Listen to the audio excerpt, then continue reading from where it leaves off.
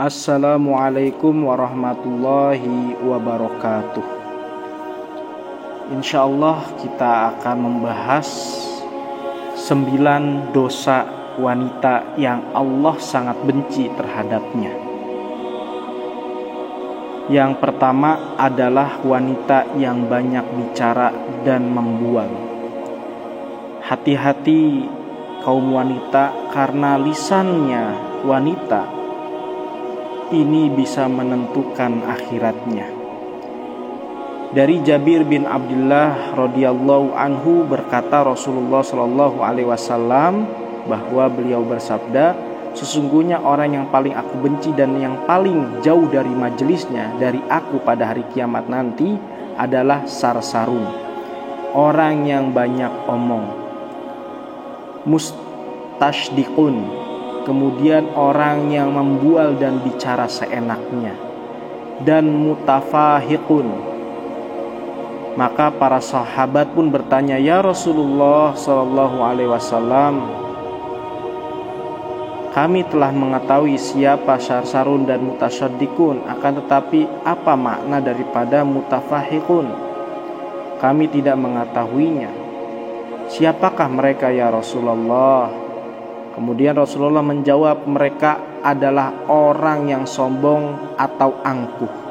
Hadis riwayat Ahmad, Ibnu Hibban dan Abu Nuaim. Nah, maka sifat-sifat ini yang harus dihindari oleh wanita. Bagaimana supaya mensedikitkan kembali perkataan-perkataannya, menyederhanakan kembali omongan-omongannya, kemudian memperbaiki setiap diksi atau kata yang ingin diucapkan. Karena setiap kata yang diucapkan akan ada hati-hati yang akan menerima. Entah itu nanti hatinya seseorang bisa terluka dengan kata-kata yang kita sampaikan. Maka berhati-hatilah dengan lisan kita. Kemudian selanjutnya adalah menolak hubungan suami istri. Suami istri, Allah Subhanahu wa ta'ala mengatur umatnya agar hidup secara berpasangan, lalu mendapatkan keturunan dari pasangan pria dan juga wanita yang sudah terikat di dalam pernikahan yang sah sesuai dengan syariat Islam. Maka sudah halal untuk melakukan hubungan suami istri guna memperoleh keturunan untuk melengkapi keluarga mereka. Apabila istri menolak saat suami meminta untuk bergaul, maka ini sama saja wanita atau istri tersebut membuka pintu laknat dari Allah Subhanahu wa ta'ala untuk dirinya. Sebab ini merupakan kewajiban wanita dalam Islam, kecuali di saat wanita sedang sakit atau sedang menstruasi, maka diwajibkan wanita untuk menolak. Berikut jadi alasan dampak dari penolakan ini, para suami yang imannya rendah bisa beralih ke perbuatan penyimpangan lainnya, entah itu open BO atau zina dengan wanita luar, ataupun selingkuh dan juga penyimpangan lainnya, yang tentunya ini akan berdampak juga kepada wanita yang ada di rumah serta keluarga yang sudah dibina. Kemudian yang ke-10, bertingkah seperti orang solehah. Wanita yang bertingkah seperti orang solehah yang padahal adalah munafik, hal ini seringkali kita terjadi dan terlihat ya, berlagak seperti seorang muslimah, akan tetapi merupakan wanita yang kejam, bahkan dia bisa lebih kejam daripada seorang laki-laki. Yang tentunya ini bisa dilihat daripada orang-orang atau wanita yang menyerupai laki-laki, seperti dari gaya rambut atau berpakaian. Terkadang membuat para wanita itu bangga karena tampil beda dengan wanita lainnya. Dengan berpenampilan seperti laki-laki, wanita tersebut tidak sadar jika dirinya sedang menumpuk dosa karena menyerupai laki-laki dan juga dosa membuka aurat. Maka wanita ini akan mendapatkan pembalasan di akhir kelak, sebab tidak memenuhi perintah Robnya dan sudah sepantasnya laknat Allah Subhanahu wa ta'ala dijatuhkan kepada para wanita yang menyerupai laki-laki tersebut. Rasulullah Shallallahu Alaihi Wasallam bersabda, Allah melaknat laki-laki yang menyerupai wanita dan juga wanita yang menyerupai laki-laki. Hadis riwayat Ahmad.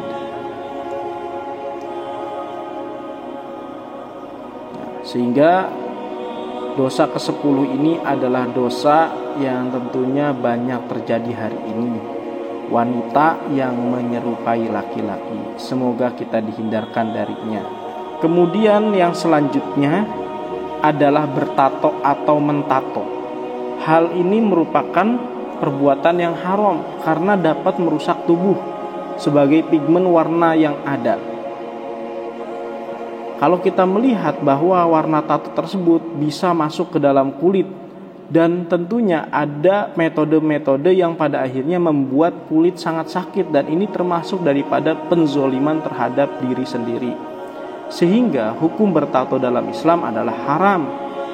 Jika dulu tato itu identik dengan kompon jahat, karena hari ini semakin meningkat, bahkan dikatakan sebagai karya seni, gaya, dan juga pergaulan yang semakin disebut orang liberal, maka tato tersebut dianggap wajar. Dan ada prinsip yang menyatakan yang penting hatinya baik walaupun ia bertato. Dan ini menjadi prinsip kebebasan berekspresi sebagai lambang keberanian dan juga kecantikan. Inilah yang membuat tidak sedikit wanita zaman sekarang juga ikut mentato dirinya. Rasulullah Shallallahu Alaihi Wasallam bersabda, Allah melaknat wanita yang mentato dan minta ditato. Hadis riwayat Bukhari. Allah memandang jika tato bukanlah sebuah karya seni, namun sebuah dosa yang akan membuat seorang mendapatkan laknat dari Allah Subhanahu wa Ta'ala. Dan tidak hanya berlaku untuk wanita saja yang ditato, namun juga wanita yang mentatonya. Maka jangan sampai tato ini merusak keindahan, kecantikan kulit wanita yang telah Allah ciptakan.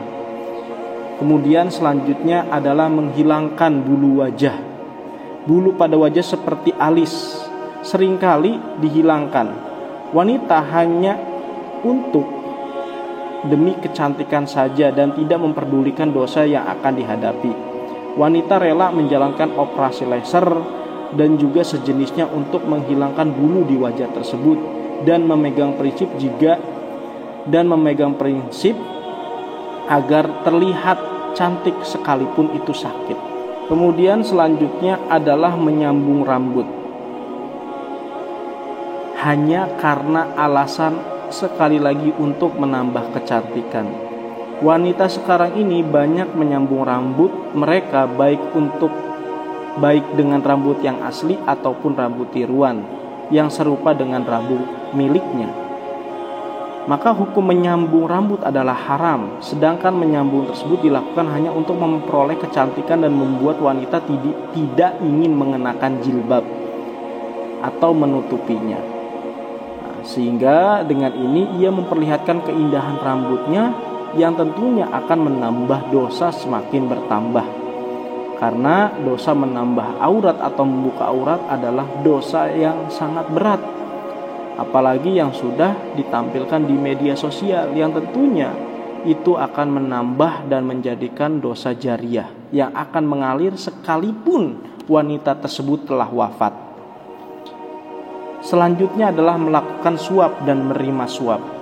Suap menyuap tidak hanya dilakukan pria, namun juga wanita. Ini juga menjadi dosa. Rasulullah SAW bersabda, Allah melaknat orang yang menyuap dan menerima suap dalam hukum dan juga pengadilan. Hadis riwayat Ahmad. Kemudian selanjutnya adalah pergi tanpa izin suami. Dosa berikutnya yang dekat dengan wanita adalah berpergian tanpa meminta izin dari suami. Sebab Islam memandang wanita yang melakukan perjalanan meskipun dengan tujuan yang baik namun tidak diizinkan suami, maka ini adalah dosa. Yang tentunya kadang pada zaman ini wanita tidak mengetahui hal ini. Dan ini merupakan salah satu dosa yang tentunya Allah Subhanahu wa Ta'ala melaknat. karena tidak menjadikan suami sebagai pemimpin dan imam. Kemudian yang selanjutnya adalah khalwat atau berkhalwat, yang tentunya adalah kondisi di mana seorang perempuan atau wanita ini berduaan dengan seorang laki-laki yang bukan mahramnya di dalam satu ruangan. Hanya ada dirinya dan juga seorang lawan jenis yang bukan mahramnya. Maka ini merupakan dosa yang tentunya Allah Subhanahu wa ta'ala benci. Namun banyak sekali para wanita yang melakukan saat ini dengan dalih kerja kelompok, dengan dalih berdiskusi, dengan dalih curhat dan sebagainya. Maka ini tentunya dilarang oleh Allah Subhanahu wa ta'ala. Maka banyak sekali kejadian-kejadian perzinahan ataupun pemerkosaan ataupun tindak kriminal, pelecehan, asusila dan sebagainya diawali daripada khalwat ini. Maka ini sesuatu hal yang hari ini sudah dianggap wajar oleh wanita hari ini. Maka Rasulullah Shallallahu Alaihi Wasallam bersabda, jika seorang istri yang membiarkan dirinya dijamah lelaki lain, maka boleh diceraikan. Yang menunjukkan luar biasanya perbuatan tersebut adalah dosa besar dalam Islam. Maka jangan sampai diri kita para wanita berkhalwat dengan laki-laki lain, sehingga muncullah pihak ketiga yaitu syaitan yang akan membisikkan godaan-godaan, yang akan membisikkan suatu hal yang jahat baik bagi para lelakinya maupun bagi perempuannya. Wallahu a'lam bishawab. Semoga dengan pengetahuan dosa-dosa ini yang dirangkum oleh Al-Quran dan hadis ini bisa membuat kita untuk lebih taat dan untuk menjaga diri. Ketika kita taat kepada perintah Allah Subhanahu wa ta'ala, sejatinya kita sedang melindungi diri kita sendiri. Wallahu a'lam bishawab. Wassalamualaikum warahmatullahi wabarakatuh.